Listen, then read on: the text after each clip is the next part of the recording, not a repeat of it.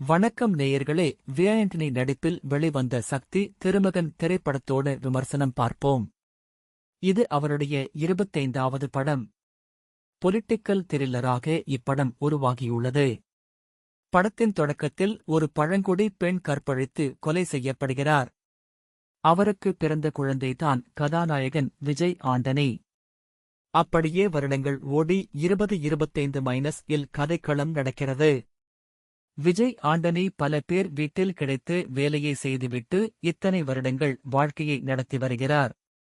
தற்போது விஜய் ஆண்டனி செக்ரட்டரி ஆபீஸில் ஒரு சிறு வேலை கிட்டத்தட்ட டீ வாங்கி தருவது போன்ற வேலையிலிருந்து ஒரு மிகப்பெரும் சாம்ராஜ்யம் ஒன்றை உருவாக்குகிறார்.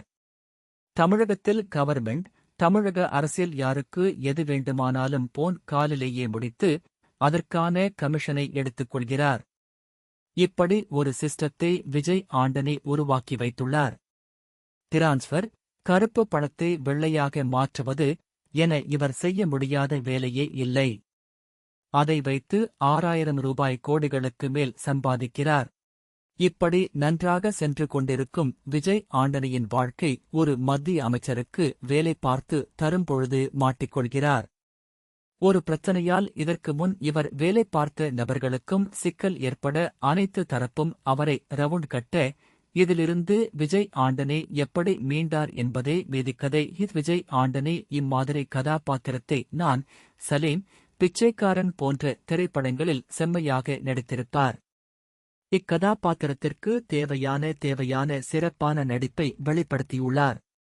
வில்லன் கதாபாத்திரத்தில் நடித்த வாகே சந்திரசேகர் சிறந்த தேர்வு. மிடுக்கான தோற்றத்தில் மிரட்டியுள்ளார். படத்தின் முதல் பாதி அனல் பறக்கும் திரைக்கதையால் நிரம்பியுள்ளது.